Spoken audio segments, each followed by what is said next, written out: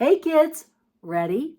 Are you ready to read chapter 5 of Miss Osborne the Mop? Do you remember? They turned a mop into Miss Osborne and she's making Dill clean his room. Let's see what happens. I expect you had better get busy too, the mop said briskly to Jody. Yes, responded Jody, and began to strip the sheets from her bed. On her skinny little legs, the mop moved over to the window and looked out. She hummed a tuneless little hum, just like Miss Osborne, thought Jody. A lovely day, murmured the mop. A really lovely day. Jody worked extra careful to please Aunt Margaret. She really rather liked to make up a bed. She snapped the fresh-smelling, clean sheet so that it belled up and then floated slowly down over the mattress. She was folding the blanket when Dill came clattering into the room. What's that still doing here? He demanded, pointing an accusing finger at the mop. The mop gave him a haughty look. Jody was startled. She had forgotten that she would have to turn the mop back into an ordinary dust mop. As a matter of fact, she had come to think of the mop and Miss Osborne almost together. And of course, turning Miss Osborne into a dust mop would take a great deal of courage as well as magical powers. Come on, Jody, urged Dill. I need the mop. Turn it back into a mop. Oh, well, all right, mumbled Jody. But she wasn't hurting anything, just looking out the window. She wasn't doing anything either, Dill pointed out. If she isn't going to help, she'll have to be turned back. Jody, you really fouled that one up. Make her be a mop again and then fix us something that will really work. You can do it if you go at it the right way. I know you can. Not that it'll do me any good, he said sourly. I already made my bed. Jody picked the folded blanket on her bed. She didn't look in the mop's direction. It was sort of horrible to think about turning her back into a dust mop when she was sitting there so happily enjoying the sunshine. See, what you do this time, Dill went on, is to tell the mop it has to obey orders and do exactly what it's told. Get a move on, Jody. We don't want to get everything done before Mother gets back. Jody slid her eyes toward the mop. Don't talk so loud, she whispered. Dill looked surprised. Why not? He asked. It's just a dust mop, and a pretty crummy one at that.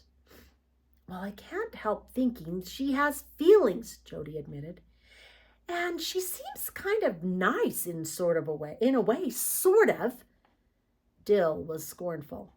She's a crummy dust mop, he said firmly. And you got to get rid of her, Jody. You know you got to.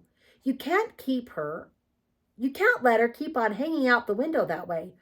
Suppose somebody saw her.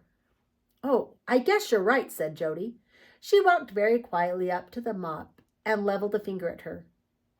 Be a dust mop again, she said softly. The mop continued to gaze out the window. Be a dust mop, repeated Jody. The mop turned and looked at her. You're a very rude child, she said witheringly. Dill clutched Jody's arms. You're not trying, he cried. Come on, Jody. I need that mop. Concentrate. Here. A little cold finger of fear ran up and down Jody's spine. She had been concentrating. She knew she had. Was something wrong? She drew a deep breath and fastened her eyes steadily on the top of the mop's head, where it was easy enough to visualize her as really a dust mop. Be the dust mop, Jody said once more, keeping her voice firm. Really, said the mop, declaring in tones of outrage, I have never been so insulted in my life. I shall have to tell your aunt about this. I am quite certain she would want to know how badly you've been behaving. Dill groaned. Jody, did you really try? Jody glared at him. Then she turned once more to the mop. Be a dust mop, be a dust mop, be a dust mop, she chanted rapidly. She was concentrating so hard it made her dizzy, and she had to shut her eyes for a second. When she opened them again, the mop was flouncing across the room. Oh, golly, it's happened, said Dill. You've run down. And you couldn't have picked a worse time. Well, it wasn't my fault, Jody exclaimed indignantly. Who wanted a live dust mop anyway? I don't mind cleaning my room.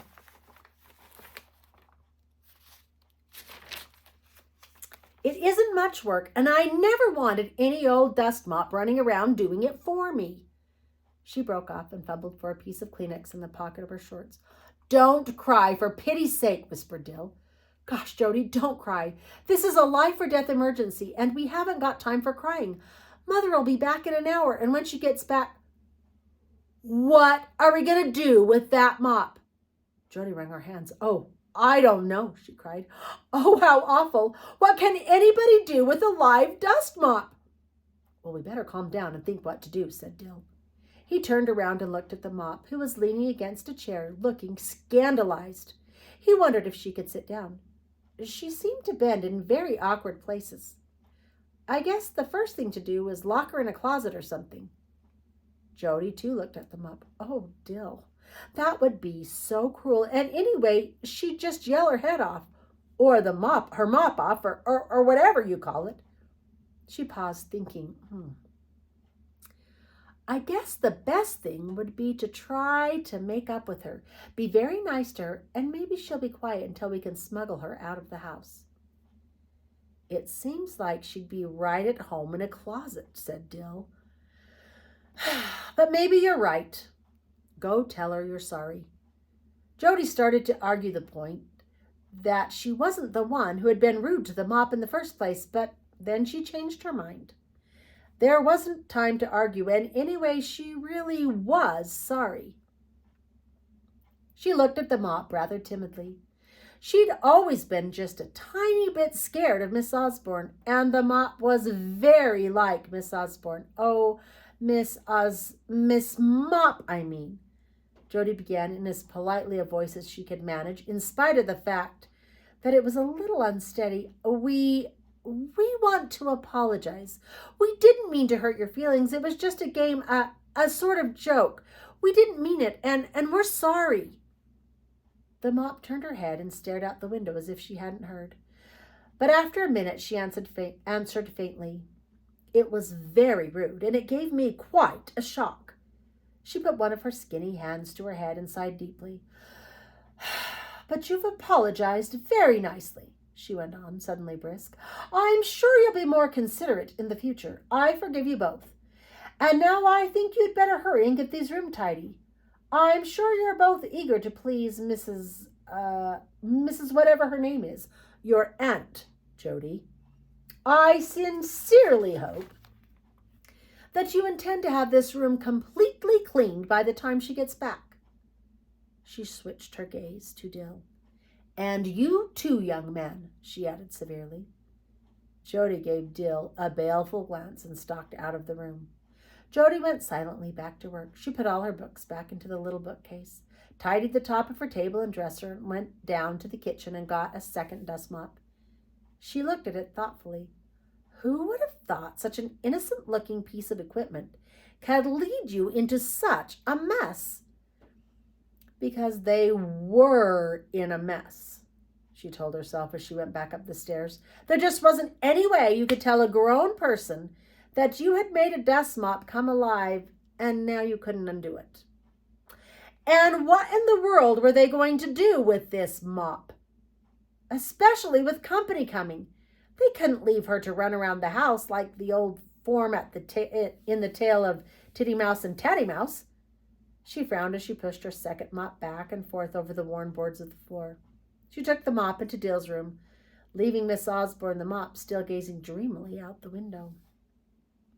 What are we going to do? She asked Dill in a whisper. We'll have to get her outside, he answered. Jody looked gloomy. That part would be easy. The mop had already told her 3 times how much she loved the outdoors. I mean, after that, she asked. Dill pondered. We'll take her down to the creek and push her in, he said grimly. Jody's eyes flew wide. But that's murder, she cried. Dill, we couldn't. Jody, do you want to spend the rest of your life trying to keep up with a live dust mop? Dill wanted to know. It wouldn't be murder anyway. She's not a person. She's just a dusty old dust mop. He frowned. I don't guess I really could do it anyway. She wouldn't drown. She'd float. She'd end up in Wolftown probably. The creek goes right through it. And can't you see what would happen in Wolftown if a mop floated by Main Street hollering for help? He grinned a little, but Jody did not think it was funny. They finished Dill's room working together. It really looked very nice when they got through. They arranged the spread on his bottom bunk bed so that it hung down to the floor, and nobody could see the coconut and the disemboweled electric clock and the other things they had shoved under there for lack of any other place to put them. I'll go get her, said Jody, glancing uneasily toward her room. I'll tell her we want to show her the scenery down by the creek. At least she'll be out of the house when Aunt Margaret gets back. Dill seized her arm. Just a minute, Jody, he said. He held an old comic book. Dill seemed to have hundreds of comic books, Jody thought. She wondered where in the world he got them all. Try one more time, he went on. See if you can't do it. Change this into a cookie with nuts in it. And then he hastily snatched the magazine away. No, don't. Suppose you could do it just one more time and you wasted it on a cookie. When we get down to the creek, I'll hold the mop's attention somehow, and you try once more on her. And try hard. Jody nodded. She rummaged around in her brain a little to see if she could tell what had happened to make her lose her power. But she couldn't think of anything. She hadn't changed a bit as far as she knew. She felt the same as always, like Joan Ransom, aged 11 and too fat. It was easy to persuade the mop to come outside. The world of the outdoors is so truly beautiful and inspiring, she cried as she stubbed across the porch and down the steps. Yes, isn't it? Agreed Dill. He was being ferociously polite, holding doors open and helping her down the steps. The rhododendron is in bloom down by the creek. We'll show you. The mop paused by a little clump of yellow lilies and gave an admiring cry. Jody sniffed. They smell so sweet, she said. The mop looked confused. What? What? She exclaimed. Jody glanced at her curiously. I guess she can't smell, she thought. That was one thing I forgot to mention when I invented her or whatever it was. Come along, said Jill impatiently, almost forgetting to be polite. He was afraid his mother would come home and find him walking down the path with a live dust mop. Hurry, it's much prettier down by the creek. But the mop was not to be hurried. She meandered along, commenting on how blue the sky was and how white the clouds. When at last they had put the first bend of the path between them and the house, Dill wiped his brow and said, Whew! Not even if his mother came home. Now, even if his mother came home, she couldn't see them. It was shady and cool along the path. Underfoot, even under the mop's curious little wooden-looking feet, the thick layers of brown needles from the pines and balsams and hemlocks muffled the sound of their steps. The wind barely whispered overhead, and suddenly, quite close, a bird began to sing. The same song Jody had heard before by the creek.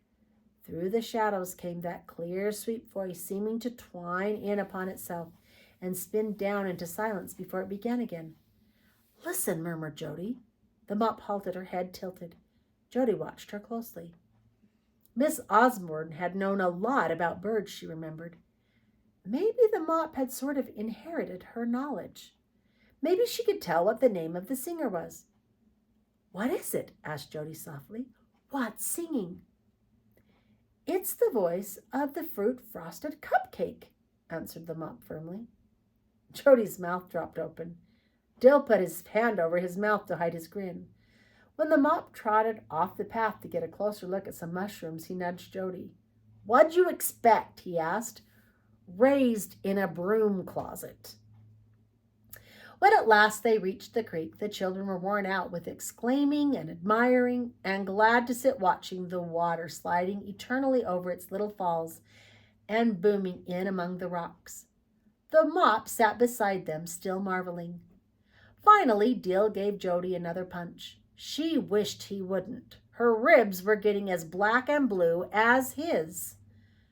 "What'll we do now?" he asked softly.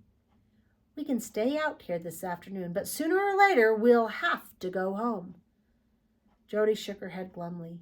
"It's rude to whisper," said the Mop reprovingly. "I'm sorry," apologized Dill. "You seem to be enjoying the peace and quiet. I didn't want to interrupt you." "Oh," said the Mop in mollified tones. "Well, it really is most pleasant here. I believe I could stay here forever." Dill brightened. "It's a wonderful place," he agreed. "It's especially nice at night. The artificial flavoring is in bloom, and it attracts thousands of lightning bugs, and you can hear the fly-by-night singing. Lots of people spend the night here just for their singing." "Fly-by-nights?" cried the Mop. "It really must be exciting. I should love to hear them and see them too, if it could be arranged." Jill jumped up. "Oh, that's easy," he told her. "I know a place where you can spend the night. I've often done it myself, and some other people have stayed there too. It's a fine place."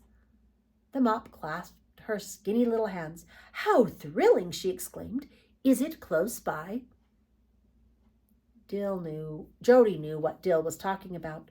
There was a little cave further up the creek where he and Bill Rayburn sometimes camped out. They had some blankets and cooking things there. It would be a fine place to hide the Mop. But would she be willing to stay there? Jody didn't think so. It was so spidery and dim in the cave, and she didn't like to stay there by herself, not even in daylight. But she underestimated Dill. There was a stump outside the cave, a big, tall, smooth-topped stump. "Sit here," said Dill, helping the Mop up on the stump, where she sat very awkwardly indeed, like some kind of enormous insect. It was going to be hard for her to get down, Jody thought. "Now," Dill went on, "you get a good view from here, and when you want to go to bed, there's a bed right inside the doorway there." He waved a hand in the direction of the cave. The Mop twisted her head around. She couldn't see much of the cave, and Jody knew she wasn't going to climb off that stump and back on again. "Oh, yes, a bed," she said vaguely. She was still murmuring about fly-by-nights when Jody and Dill left her, explaining they had to go home for supper.